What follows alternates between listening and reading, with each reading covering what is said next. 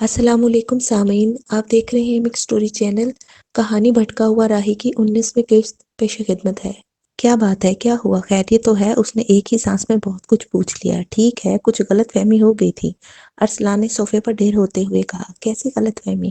تمہاری یہ حالت کیسے؟ کل سے تم کہاں غائب ہو؟ مسز ملک کی بےقراری بڑھتی چلی جا رہی تھی۔ چائے کے لیے کہہ دیجیے، بتاتا ہوں، اس نے پہلو بدل کر کہا تو منہ سے کراہ نکل گئی۔ مسز ملک اب اس کے نزدیک پہنچ کر گہری اور تشویشناک نظروں سے اس کا جائزہ لے رہی تھی۔ زیادہ چوٹ تو نہیں لگی؟ اس نے دونوں ہاتھوں سے ارسلان کے کندھوں پر دباؤ ڈال کر اسے اپنی طرف متوجہ کیا۔ ارسلان اس کی طرف دیکھ کر صرف مسکرا کر رہ گیا۔ وہ جانتا تھا مسز نجمہ ملک کو یہی فکر دامنگیر ہو گئی ہوگی کہ کہیں ان کا گھوڑا زخمی ہی نہ ہو گیا ہو۔ بیرے کو طلب کر کے اس نے چائے وہیں لانے کو کہا تھا۔ ارسلان نے اسے درد کی گولیاں بھی منگوائی تھیں۔ ابھی تک اس نے کوئی بات نہیں کی تھی۔ 1-2 منٹ وہ چھت کو اور مسز ملک کو گھورتا رہا، پھر باتھ روم کی طرف چل دیا۔ اس نے چپ چاپ چائے کے ساتھ 2 گولیاں نگل لیں، پھر نجمہ ملک کی طرف متوجہ ہوا۔ مجھے علم نہیں وہ کون لوگ تھے، انہوں نے مجھے کار روک کر اغوا کر لیا اور اپنے آفس میں لے گئے۔ اس کے بعد میری یہ حالت بنائی اور رات ہی کسی وقت باغ میں پھینک کر چلے گئے۔ اس نے مختصر بات کرنا چاہی۔ مخالف تنظیم کے لوگ تھے کیا؟ نجمہ ملک کو الجھن سی ہونے لگی۔ نہیں، سرکاری لوگ تھے۔ کیسے کہہ سکتے ہو تم؟ میں بقائمی ہوش و حواس میں ہوں مسز ملک۔ اسے نہ جانے کیوں غصہ آ رہا تھا، لیکن وہ سنبھل گیا۔ نجمہ ملک صرف مسکرا کر رہ گئی۔ آخر کوئی الزام تو ہوگا تم پر، کچھ تو وہ کہتے ہوں گے۔ نجمہ ملک نے اس کے نزدیک بیٹھ کر بڑی اپنائی سے دریافت کیا۔ ہاں، ارسلان نے ایک لمحے کے لیے کچھ سوچا، پھر کہا، شاید آپ سننا پسند نہ کریں۔ اس نے اندھیرے میں تیر چلا دیا۔ تم کہو ارسلان، میں ہر وقت ہر قسم کے حالات کا مقابلہ کرنے کے لیے تیار رہتی ہوں۔ اس نے سگریٹ کا گہرا کچ لیا۔ ان کا کہنا تھا کہ میں نے لندن کا چکر آپ کے کام سے لگایا ہے۔ ارسلان کو اچانک ہی نہ جانے کیا سوچی۔ اس کا ذہن بہت تیزی سے کام کرنے لگا تھا۔ کس کام سے؟ اس نے بے چینی سے پوچھا۔ ارسلان نے اندازہ لگا لیا تھا کہ اس کا اندھیرے میں چھوڑا تیر نشانے پر لگا ہے۔ مسز ملک کے چہرے کا رنگ ایک لمحے کے لیے بدلا تھا، لیکن فوراً ہی اس نے اپنی حالت پر قابو پا لیا۔ کس کام سے؟ یہی تو وہ مجھ سے پوچھ رہے تھے، یہی تو وہ مجھ سے اگلوانا چاہتے تھے۔ پھر کیا؟ میں نے سرے سے اس بات کو تسلیم ہی نہیں کیا کہ مجھے آپ نے بھیجا ہے۔ میں نے یہی اصرار کیا کہ میں اپنی مرضی سے گیا ہوں۔ میں نے ان کے سامنے ایک ہی رٹ لگائی رکھی کہ وہ مجھے اعلیٰ حکام کے حکم پر تشدد کا نشانہ بنا رہے ہیں اور مجھے سیاسی اختلافات کی بھینٹ چڑھایا جا رہا ہے۔ پھر کیا ہوا؟ مسز ملک کی بے چینی بڑھتی چلی جا رہی تھی اور ارسلان خاصی تسکین محسوس کر رہا تھا۔ پھر کیا؟ وہ مجھے گھما پھرا کر اس طرف لاتے تھے کہ میں نے ضرور کوئی غلط کام کیا ہے اور آپ سے نزدیک ہونے کا کچھ اور ہی مطلب لے رہے تھے۔ گدے الو کے پٹھے، نجمہ ملک نے ہونٹ چباتے ہوئے کہا۔ گھبرائیے نہیں مسز ملک، میں زبان کا مرد ضرور ہوں۔ میں نے آپ پر آنچ نہیں آنے دی۔ اگر وہ مجھ سے کچھ اگلوانے میں کامیاب ہو جاتے تو مجھے یوں پھینک کر نہ چلے جاتے۔ میں نے سارا عذاب اپنی جان پر جھیلا ہے۔ اس نے دل ہی دل میں نجمہ ملک کی حالت سے محظوظ ہوتے ہوئے کہا۔ کوئی اور چکر تو نہیں تھا؟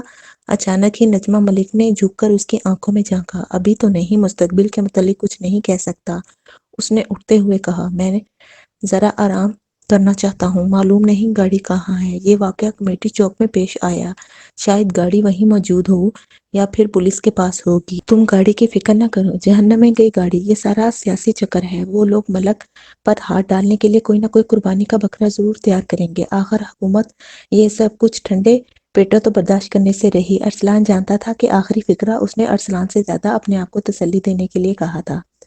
اب انہیں یقین ہو گیا ہوگا کہ میں بہرحال قربانی کا بکرا نہیں۔ اس نے چلتے چلتے اچانک ہی مڑ کر نجمہ ملک کی طرف دیکھا اور آگے بڑھ گیا۔ نجمہ ملک نے اس کے لہجے کی کاٹ محسوس کر لی تھی، لیکن خلاف معمول وہ مسکرائی نہیں۔ ارسلان خوش ہو رہا تھا کہ اس نے کم از کم نجمہ ملک کو کچھ عرصے کے لیے تو ذہنی اذیت سے دوچار کیا۔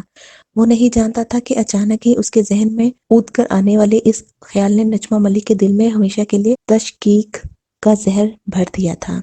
یہ خبر کہ حکومت کی انٹیلیجنس ایجنسیاں اس پر کسی دوسرے سلسلے میں بھی شک کر سکتی ہیں یا اس کا غیر ملکی بزنس حکومت کے علم میں ہے، اس کو پریشان کر دینے کے لیے کافی تھا۔ نجمہ ملک کے وہم و گمان میں بھی یہ بات نہیں تھی کہ سجاول خان سے اس کے رابطے کی خبر سرکار دربار تک بھی پہنچ گئی ہے۔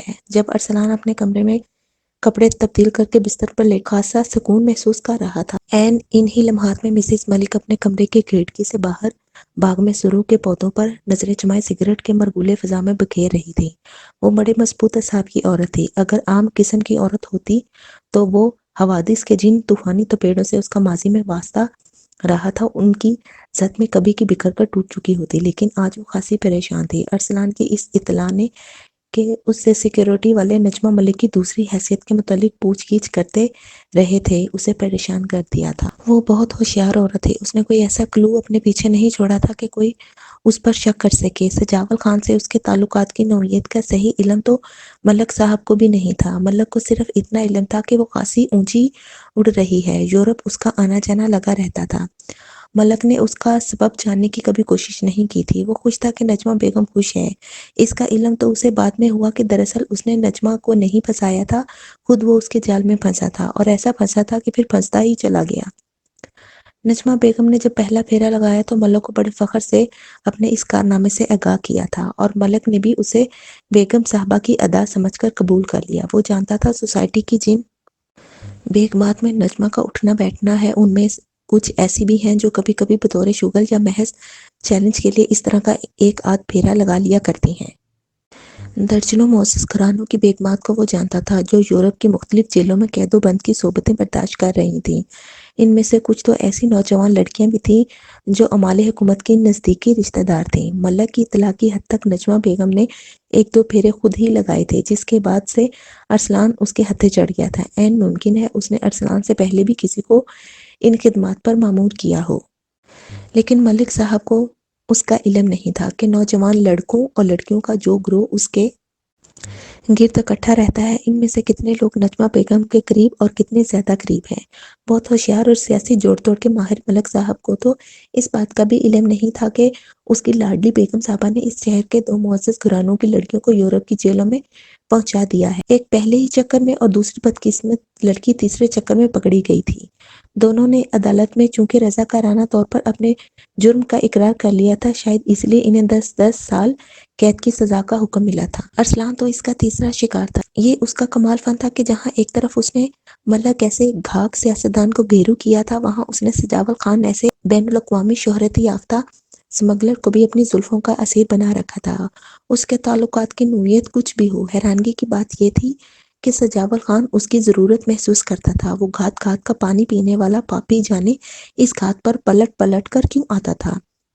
یہ سانولے بدن والی نجمہ پنجاب کے ایک پسماندہ دیہات کی رہنے والی BA پاس استانی، جس نے ایک سیاسی دعوت میں سجاول خان کو اپنی طرف متوجہ کیا تھا، آہستہ آہستہ اس کی محبوبہ اور اب بزنس پارٹنر بننے لگی تھی۔ ایک داؤ اگر سجاول اسے بتاتا تو 10 داؤ وہ سجاول خان کو سکھا دیتی تھی۔ اس کے اعتماد اور بے خوفی کو دیکھ کر کبھی کبھی تو سجاول خان یہ سوچنے پر مجبور ہو جاتا تھا کہ یہ عورت اس میدان کی کوئی پرانی کھلاڑی ہے۔ اس نے نوادروں کی طرح کبھی ڈگمگانا تو سیکھا ہی نہیں تھا، لیکن آج زندگی میں شاید پہلی مرتبہ وہ گھبرائی تھی۔ اس کا اعتماد پہلی مرتبہ ڈگمگایا تھا۔ اس کی وجہ شاید یہی تھی کہ آج تک اس نے جرائم کی دنیا کا سفر بڑے اعتماد سے کسی خطرے کا سامنا کیے بغیر طے کیا تھا۔ پیسہ، سفارش، ناز و ادا، روب داب، وہ ہر ہتھیار کا بہترین استعمال جانتی تھی۔ اپنے راستے میں آنے والی ہر دیوار کو اس نے پائے حقارے سے ٹھوکر مار کر گرایا تھا، لیکن آج جب سے علم ہوا کہ ارسلان کو انٹیلیجنس والے اغوا کر کے لے گئے تھے اور انہوں نے اس پر تشدد کر کے نجمہ بیگم سے متعلق کوئی بات اگلوانے کی کوشش کی ہے، تو زندگی میں پہلی بار اس نے سنجیدگی سے حالات کی سنگینی کا ادراک کیا تھا۔ زندگی میں پہلی مرتبہ اسے احساس ہوا تھا کہ اس ملک میں انفیئر مینز ہر مرحلے پر کامیاب بھی نہیں دلاتے، کبھی شکست بھی مقدر بن جاتی ہے، کبھی کبھی تمام ذرائع رکھنے کے باوجود بہترین اثر و رسوخ کے مالک بھی قابو آ جاتے ہیں۔ شاید یہی مکافات عمل ہے۔ کیا وہ مکافات عمل کا شکار تو نہیں ہونے جا رہی؟ اس نے سوچا اور لرز کر رہ گئی۔ اچانک ہی کچھ سوچ کر اس نے سجاول خان کو فون کیا تھا۔ یہ سجاول خان کا خصوصی نمبر تھا، جس کا علم شاید نجمہ کے علاوہ بہت کم لوگوں کو رہا ہوگا۔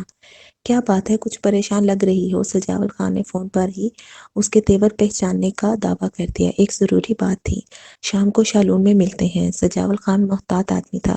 میں 6 بجے آؤں گی۔ اوکے۔ سلسلہ منقطع ہو گیا۔ ارسلان گہری نیند سو رہا تھا جب وہ گھر سے روانہ ہوئی کار وہ خود ہی چلاتی ہوئی شالون ہوٹل آئی تھی۔ اس 5 اسٹار ہوٹل میں سجاول خان کے لیے ایک کمرہ مستقل بک رہتا تھا۔ کمرے میں سجاول خان پہلے ہی سے اس کا منتظر تھا۔ بیگم نجمہ بیگم کی سیاسی اور معاشرتی حیثیت کے پیش نظر یہ احتیاط لازم تھی، ورنہ سجاول خان نے خود سے متعلق کسی سکینڈل کی کبھی پرواہ نہیں کی تھی، لیکن وہ یہ نہیں جانتا تھا کہ نجمہ بیگم کے ساتھ کسی سکینڈل کی خبر اخبارات تک پہنچے۔ ایسی کوئی بھی خبر اس کے بزنس اور خود اس کے لیے نقصان کا باعث ہو سکتی تھی۔ وہ عورت ملک کے ممتاز سیاستدان کی بیوی تھی، جس کی آڑ میں اس نے ابھی لمبا شکار کھیلنا تھا۔ سجاول خان نے اس کی ساری بات بہت دھیان سے سنی، 2-4 سوالات اس سے دریافت کیے، پھر اٹھ کر ٹہلنے لگا۔ نجمہ ہونٹوں سے کافی کی پیالی لگائے اس پر نظریں جمائے بیٹھی تھی۔ اچانک ہی چلتے چلتے وہ رک گیا۔ یہ اس کا خاص انداز تھا، جب اس نے کوئی بات کہنی ہوتی تو اس طرح چونکا دینے والے انداز میں کہا کرتا تھا، تم نے اس کی بات سے یہ کیسے اندازہ کر لیا کہ تفتیش والوں کا اشارہ اسی طرف تھا؟ اگر ایسی بات تھی تو وہ براہ راست بھی یہ سوال کر سکتے تھے، اور کیا یہ ممکن نہیں کہ ان کی مخالف تنظیم کے ہی لوگ ہوں جنہوں نے بظاہر سیکیورٹی والوں کا لبادہ اوڑھ کر اسے اغوا کیا ہو؟ سجاول خان نے اس کی آنکھوں میں آنکھیں گاڑتے ہوئے کہا۔ ایک لمحے کے لیے تو نجمہ بیگم چکرا کر ہی رہ گئی۔ یہ بھی تو ممکن تھا کہ ارسلان نے اسی کا داؤ اسی پر کھیلا ہو۔ اس انکشاف کے بعد گو کہ اسے بلیک میل کرنے کی پوزیشن میں آ گئی تھی۔ ارسلان کی حالت یقیناً پنجرے میں بند اس شیر کی سی ہو گئی تھی جسے تازہ تازہ افریقہ کے کسی جنگل سے پابندِ سلاسل کر کے یہاں لایا گیا تھا۔ نجمہ بیگم کو احساس ہو رہا تھا کہ وہ وقت سے پہلے ہنٹر والی بن گئی ہے۔ اس بات میں کوئی شک نہیں کہ ملک صاحب کے زیر سایہ ارسلان ایسے درجنوں نوجوانوں کی انانیت کب کی دم توڑ چکی تھی، اور وہ اب منصب سے گر کر ملک صاحب کے بندے بے دام بن کر رہ گئے تھے۔ لیکن شاید ابھی ارسلان میں غیرت کی رموک باقی تھی۔ اس نے نجمہ بیگم کی غلامی کو مسلحتاً قبول کر لیا تھا، لیکن وہ بھی اب اپنے داؤ پر تھا۔ سجاول خان نے اسے کہا تھا کہ وہ 1-2 دن کے اندر اندر کس ایجنسی نے اغوا کیا تھا اور کیوں کا جواب ڈھونڈ لے گا، اور نجمہ ملک سمجھتی تھی کہ جو کچھ سجاول نے کہا ہے وہ کچھ کرنے پر بھی قادر ہے۔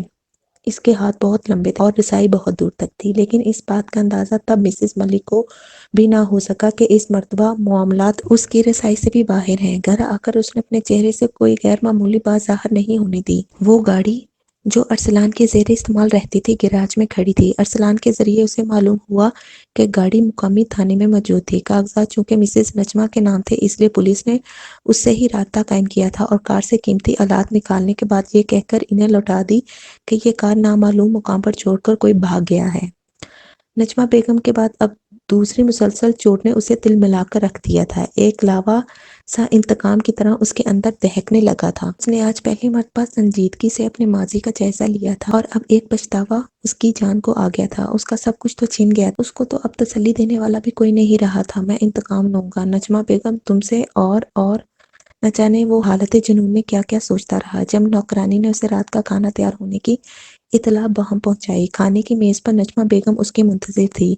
کیسی طبیعت ہے تمہاری؟ ملک صاحب بہت پریشان ہو رہے تھے، انہوں نے تمہیں جگانا مناسب نہیں سمجھا۔ اس نے اپنی اور ملک صاحب کی تشویش ظاہر کی۔ شکریہ، ارسلان نے اس کی طرف دیکھے بغیر کہا۔ ایک طنزیہ سی مسکراہٹ خود بخود اس کے ہونٹوں پر آ گئی تھی۔ میں نے ڈاکٹر کو بلایا ہے، تھوڑی دیر میں آتا ہی ہوگا۔ اس نے بڑی ہمدردی کا مظاہرہ کیا۔ اس کی ضرورت نہیں، ارسلان نے پلیٹ میں سالن انڈیلتے ہوئے کہا۔ اپنے اطمینان کے لیے میں نے ضروری سمجھا، خدا نخواستہ کوئی گہری چوٹ نہ لگی ہو۔ بہت خیال رکھتی ہیں آپ میرا۔ اس کے طنز کی کاٹ گہری تھی، لیکن نجمہ مسکرا کر رہ گئی۔ یہ میرا فرض ہے، تم اس کا جو بھی مطلب لو۔ اس نے مسکرا کر ارسلان کی طرف دیکھا۔ دونوں خاموشی سے کھانے میں مصروف رہے۔ اس دوران ماحول کی یکسانیت سے اکتا کر نجمہ بیگم نے اس کے ساتھ دوسرے موضوع پر بات شروع کر دی تھی۔ کھانا ختم ہو چکا تھا جب گھریلو ملازمہ نے ڈاکٹر کی آمد سے مطلع کیا۔ ارسلان کے نہ کرنے کے باوجود مسز ملک نے ڈاکٹر کو اندر بلا لیا تھا۔ اس نے ارسلان کے جسم کا معائنہ کیا اور 2-3 دوائیاں لکھ کر آرام کرنے کا مشورہ دے کر چلا گیا۔ میرے خیال سے تم کچھ دن ملک سے باہر گزارو، اس طرح اس حادثے کو بھلانے میں بھی مدد ملے گی۔ میرا مطلب ہے اس ڈپریشن سے تو نکلو، اور ہاں مطمئن رہنا، جن لوگوں نے بھی یہ زیادتی کی ہے میں انہیں زمین کی 7ویں تہہ سے بھی نکال لوں گی۔ تم سے زیادتی کر کے کوئی اس ملک میں بچ نہیں سکتا۔ ملک صاحب دارالحکومت گئے ہیں آج دوپہر کی فلائٹ سے، کل رات کو ان کی واپسی ہوگی۔ اس کے بعد ہم دیکھیں گے اس معاملے کو۔ ارسلان نے ایک مرتبہ نظریں اٹھا کر اس کے سپاٹ چہرے پر نظر ڈالی اور گردن جھکا لی۔ ایک بات کا اندازہ تو اسے ہو گیا تھا کہ اس نے نجمہ بیگم کو کچھ دیر ہی کے لیے صحیح پریشان ضرور کیا تھا۔ شاید وہ اس سے زیادہ اپنے مستقبل کی فکر میں غلطاں تھیں، اور اب اسے کچھ دنوں کے لیے منظر سے ہٹانے کا سوچ رہی تھی۔ یہ مدت طویل بھی تو ہو سکتی ہے مسٹر ارسلان، اس کی چھٹی حس نے ارسلان کے کان میں سرگوشی کی۔ ٹھیک ہے، ایسا ہے تو ایسا ہی صحیح، دیکھ لوں گا۔ اب بھاگے ہیں تو دونوں کے سامنے میدان ایک جیسا ہی ہوگا۔ اس نے اپنی مردانگی کو خود ہی للکارا۔ آپ میرے متعلق یقیناً بہتر فیصلہ ہی فرمائیں گے، اس نے کہا۔ تم لندن چلے جاؤ، ایک آدھ مہینہ گزار کر آ جانا۔ نجمہ ملک نے کہا، ٹھیک ہے، اگر آپ مناسب سمجھے تو میں 2-3 روز گزار لوں، ابھی جسمانی حالت بھی کچھ زیادہ بہتر نہیں، اس نے مسکراتے ہوئے کہا۔ بھئی میں تمہیں کوئی بھاگ جانے کا مشورہ تو نہیں دے رہی، جب دل چاہے چلے جانا، میں تو صرف چینج کی بات کر رہی ہوں۔ اس نے ارسلان کی گردن میں بازو حائل کر کے بچوں کی طرح اس کا گال تپ تپایا۔ شکریہ، میں ذرا باہر چکر لگاؤں، تازہ ہوا بھی میری صحت کے لیے بہت ضروری ہے۔ اس کی اس بات پر نجمہ بیگم قہقہ لگا کر ہنس دی۔ پیدل چلتا ہوا وہ گھر سے باہر مارکیٹ تک آ گیا تھا۔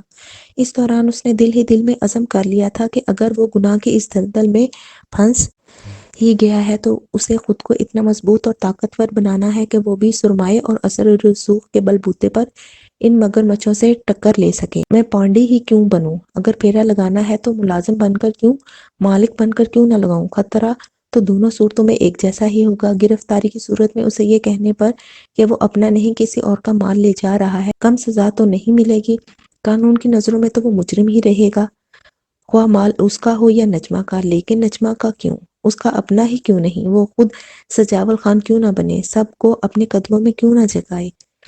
اگر بے ایمانی کا پیسہ ہی کسی کے اعلیٰ منصب، بڑے اور معزز ہونے کا معیار ہے تو وہ خود سب سے بڑا بے ایمان کیوں نہ بن جائے؟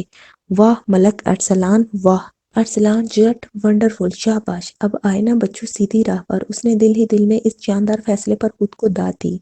اب اسے اپنے لیے فی الوقت کچھ مصنوعی سہارے درکار تھے۔ ان بیساکھیوں کے بل بوتے پر ہی وہ اپنے مستقبل کی مضبوط بنیادیں استوار کرنے چلا تھا۔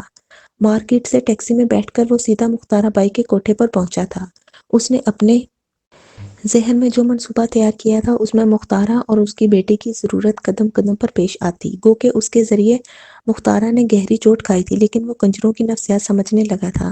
وہ جانتا تھا کہ یہ پیسے کے لوگ ہیں اور اب اس نے پیسہ لگا کر کمانا شروع کر دیا تھا۔ اتنے عرصے بعد اسے اچانک یہاں دیکھ کر مختارہ بائی کا چونکنا فطری بات تھی۔ سناؤ ارسلان، آج کیسے ادھر کا راستہ بھول گئے؟ اس کے لہجے میں طنز اور شکوہ عیاں تھا۔ بی بی ہم کچی یاری نہیں لگاتے، تمہارے نقصان کی فکر میں دبلا ہو رہا ہوں۔ اگر 1 کے 10 کر واپس نہ لوٹائے تو وہ سیدھا خاص کمرے کی طرف جا رہا تھا۔ مختارہ بائی شاید عام حالات میں اس کا وجود برداشت نہ کرتی، لیکن آج جس مندی کا شکار وہ ہو رہی تھی اس کا صحیح اندازہ وہی لگا سکتی تھی۔ اس بازار کا بھی عجیب دستور تھا، ایک مرتبہ جس کی شہرت خراب ہو جاتی اس کا بھاؤ گرتے ہی چلا جاتا، اور اسی بھیانک روایت کا شکار ہوئی تھی مختارہ بائی اور اس کی بیٹی شریفہ کا اٹھایا طوفان کہنے کو تو گزر گیا تھا، لیکن اس کی تباہ کاریاں اپنے مکمل وجود کے ساتھ یہاں موجود تھیں۔ اس بازار کے مستقل آنے والے تھے ہی کتنے، جب سے سختی شروع ہوئی تھی فصلی بٹیرے تو کب کے ہی اڑ گئے تھے، اور اب تو کوئی بڑے دل گردے کا مالک تماش بین ہی ادھر کا رخ کرتا تھا، یا پھر مٹھائی گیر جو کبھی لمبا ہاتھ لگنے پر اس طرف آ جاتے تھے۔ پہلی قسم کے لوگ تو مختارہ بائی کی طرف آنکھ اٹھا کر دیکھنا بھی گوارا نہیں کرتے تھے۔ شریفہ اور اس کی لڑکیوں نے پولیس سے اپنی درگت تو بنوا لی تھی، لیکن مختارہ کے لیے ایسے کانٹے بیچ دیے تھے کہ اب وہ نازنین کے ذریعے کبھی ڈنگ کی فصل نہیں کاٹ سکتی تھی۔ اب تو ڈیرے کے نوکروں نے بھی ایک ایک کر کے منہ موڑنا شروع کر دیا تھا۔ ان حالات میں ارسلان کی دوبارہ آمد ہوا کے تازہ جھونکے کی طرح تھی۔ یہ 5,000 رکھ لو بھائی، لمبے ناگے کا جرمانہ بھی تو دینا ہی پڑتا ہے نا۔ نازنین کہاں گئی؟ ارسلان کی آواز مختارہ کے کانوں میں رس گھول گئی۔ عین ان لمحات میں مختارہ بائی نہ کرتے ہوئے نوٹ تھام رہی تھی۔ نازنین کمرے میں داخل ہوئی، بازار ہی میں وہ کسی تقریب میں گئی ہوئی تھی۔ ارسلان کو وہ وہاں دیکھ کر چونکے بغیر نہ رہ سکی۔ اپنی ماں کو اس کے ساتھ شیر و شکر ہوتے دیکھ کر اس نے ارسلان کے تئیں اپنا رویہ بدل لیا اور حسب سابق بڑے ناز و ادا سے اس کا استقبال کیا۔ ارسلان کی آمد کی خوشی میں مختارہ نے استادوں کو انعام دے کر رخصت کر دیا تھا۔ یوں بھی آج سارے دن کی مصروفیت نے نازنین کو تھکا دیا تھا۔ رات دیر گئے تک تینوں باتیں کرتے رہے، پھر مختارہ بائی ارسلان اور نازنین کو تاش کھیلتے چھوڑ کر چلی گئی۔ الل صبح نازنین کی تھکن خاصی اتر گئی تو ارسلان اسے شیشے میں اتار کر اگلے 1-2 روز میں آنے کا وعدہ کر کے چلا گیا۔ صبح وہ ناشتے کی میز پر نجمہ بیگم سے پہلے موجود تھا۔ اس نے اپنا موڈ خاصا خوشگوار بنا لیا تھا۔ وہ نہیں چاہتا تھا کہ وقت سے پہلے نجمہ بیگم کو ہوشیار ہونے کا موقع دے۔ ہر قدم اس نے پھونک پھونک کر اٹھانا تھا۔ اس نے ناشتے پر دوران گفتگو یہی ظاہر کیا تھا جیسے وہ ملک سے باہر جانے کے فیصلے پر بہت خوش ہے، لیکن میری درخواست ہوگی اس مرتبہ مجھے باخبر رکھا جائے۔ میں دھوکے کا شکار نہیں ہونا چاہتا۔ اس نے نجمہ بیگم سے کہا، نہیں، اس مرتبہ تم صرف انجوائے کرنے جا رہے ہو، صرف سیر کرنے۔ اس نے حسب عادت بچوں کی طرح اس کا گال تھپ تھپایا۔ میرا مطلب یہ نہیں تھا مسز ملک، میں خوفزدہ نہیں ہوں، لیکن میں باخبر رہنا چاہتا ہوں، اور دوسری بات یہ کہ اس مرتبہ میں خود خواہش رکھتا ہوں کہ خالی ہاتھ نہ جاؤں۔ مسز ملک، میں نے سنجیدگی سے فیصلہ کیا ہے کہ اپنے اکاؤنٹس میں اضافہ کروں۔ زندگی بہت مہنگی ہو گئی ہے، اور شاید مستقبل میں مجھے آپ ایسے محبت کرنے والوں کا تعاون بھی حاصل نہ رہے۔ آل رائٹ، اگر تمہاری یہی خواہش ہے تو اس کا احترام ہوگا مسٹر ارسلان، اس نے قدرے سنجیدگی سے کہا۔ اب اسے حوصلے اور جرأت سے آگے بڑھنا تھا۔ مسز ملک نے اس کے ساتھ ہی 2-3 پروگراموں پر بات کی اور اسے فی الحال آرام کرنے کا مشورہ دے کر چلی گئی۔ اس کی روانگی سے کچھ دیر بعد ہی ارسلان نے رضوی صاحب کو فون کیا، لیکن وہ حیران ہی رہ گیا جب اسے جواب ملا کہ اس نمبر پر کوئی مسٹر رضوی نہیں رہتے، اور یہ تو کسی پرائیویٹ کمپنی کا نمبر ہے۔ اب اسے اس بات کی سمجھ بھی آ گئی تھی کہ اسے اغوا کر کے تشدد کا نشانہ کیوں بنایا گیا تھا۔ شاید رضوی صاحب نے اس کے سر سے دست شفقت اٹھا لیا تھا، یا پھر وہ اس کے کیس آفیسر نہیں رہے تھے، اور ان کے تبادلے کے بعد نئے آنے والے نے اس کی ضرورت محسوس ہی نہیں کی تھی۔ معاملہ کچھ بھی رہا ہو، ایک بات تو صاف ظاہر تھی کہ اب اس کے اور ایجنسی کے درمیان رابطہ فی الوقت تو ختم ہو چکا ہے۔ یہ لوگ اسی طرح اچانک ہی تعلق قائم کرتے ہیں اور اچانک ہی غائب ہو جاتے تھے۔ عجیب انداز تھا کام کرنے کا۔ شاید اب ان لوگوں کو ارسلان کی ضرورت رہی بھی نہیں تھی، یا پھر اس کی سیاسی حیثیت کو مد نظر رکھتے ہوئے انہوں نے اسے پہلو ہی مناسب جانی تھی۔ نتھو گجر نے اسے پہلی نظر ہی میں پہچان لیا تھا۔ ہم جسے ایک مرتبہ ملنے اسے بلاتے نہیں باؤ جی، اس نے اپنی مونچھوں پر الٹا ہاتھ پھیرتے ہوئے کہا۔ اس وقت میں تمہارے پاس کسی حوالے سے نہیں آیا، صرف اپنے کام سے آیا ہوں۔ نتھو، یہ میری اور تمہاری بزنس ڈیل ہے۔ میری خواہش ہے کوئی تیسرا ہمارے درمیان نہ آئے۔ تم پیسوں سے قرض رکھو اور میں مال سے۔ یوں بھی تم مال فروخت ہی کرتے ہو، یہی گارنٹی چاہیے نا کہ گاہک اعتماد والا ہے یا نہیں۔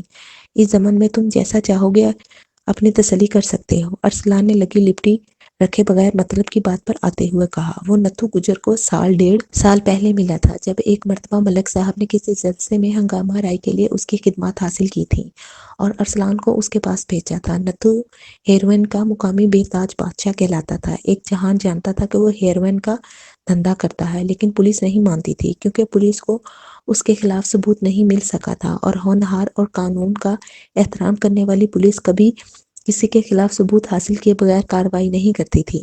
ارسلان کو یہ علم تو نہیں تھا کہ اس کے بعد بھی ملک صاحب نے کبھی نتھو کی خدمات حاصل کی ہوں، لیکن وہ کم از کم اس سے دوبارہ نہیں ملا تھا۔ آج جب اچانک وہ گاہک کے روپ میں نتھو کے سامنے آیا تو چند لمحے کے لیے نتھو بھی سوچ میں پڑ گیا۔ اس نے اپنی انگارہ نما آنکھوں سے اس کے سراپا کا جائزہ لیا۔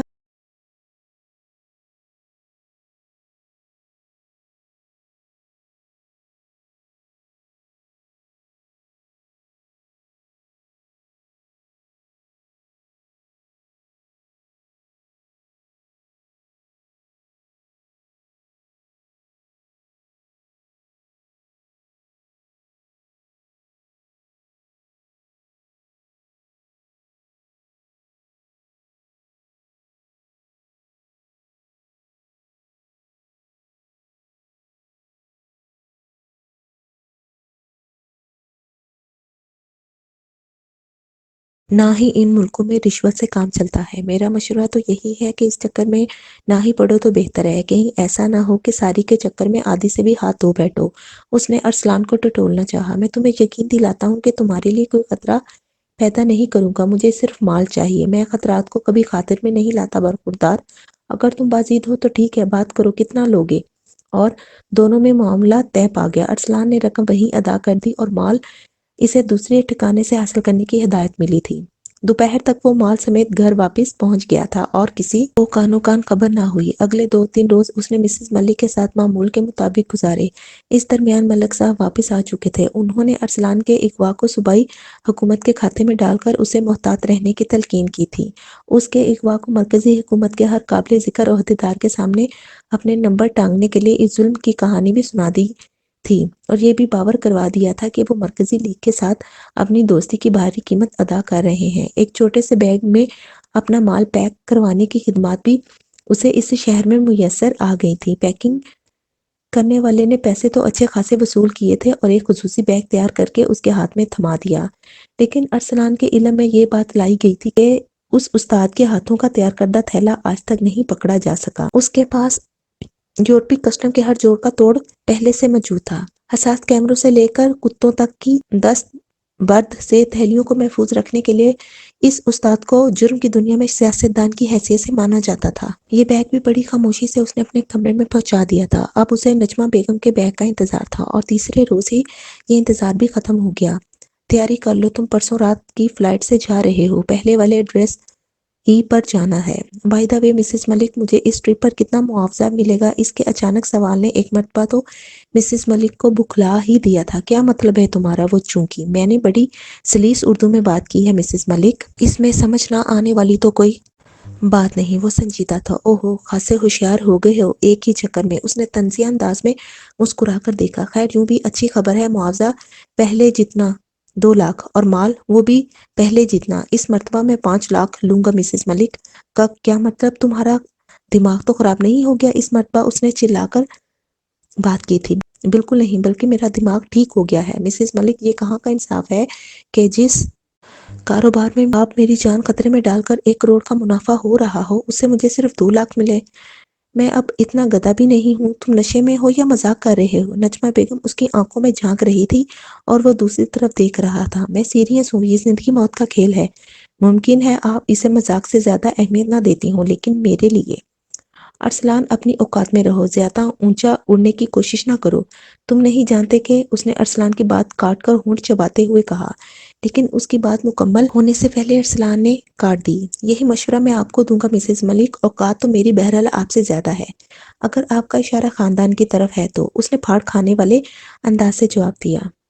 مسز ملک بڑی گھاک عورت تھی، بڑی زمانہ ساز عورت، وقت کے تیور پہچاننے والی۔ اس نے اندازہ کر لیا تھا کہ ارسلان اب گدھا بننے کو تیار نہیں ہوگا۔ اس کی تمام تر دھمکیاں اور خوف کے باوجود ارسلان اس کے سامنے ڈٹ گیا تھا۔ ایسے بدکے ہوئے گھوڑے کو ایک مشتاق سائش کی طرح قابو کرنا تھا اسے۔ یہاں سختی سے نہیں، نرمی سے بات بنتی تھی۔ اگر اس نے ارسلان کو کوئی سزا بھی دینی تھی تو اس کا ابھی وقت نہیں تھا۔ مسز ملک نے فی الوقت جھک جانا ہی مناسب سمجھا۔ وہ ٹوٹنا نہیں چاہتی تھی۔ ٹھیک ہے، لیکن اتنے زیادہ نہیں، 3 لاکھ ہی مل سکتے ہیں، 5 لاکھ سے کم نہیں مسز ملک، اس نے فیصلہ کن لہجے میں کہا۔ ضد نہ کرو ارسلان، میرا تمہارا تعلق مالک نوکر کا نہیں، ہم دوست بھی ہیں۔ بزنس اپنی جگہ مسز ملک اور دوستی اپنی جگہ، اس نے لوفروں کی طرح انک دباتے ہوئے کہا۔ 3-4 منٹ کی سرکھپائی کے بعد نجمہ بیگم نے اندازہ لگا لیا کہ ارسلان اپنی بات پر اڑ گیا ہے اور اب پیچھے نہیں ہٹے گا، خواہ اس کی قیمت کچھ بھی ادا کرنی پڑے۔ اس نے پریشانی کے عالم میں یہ تیسرا مسلسل سگریٹ سلگایا تھا۔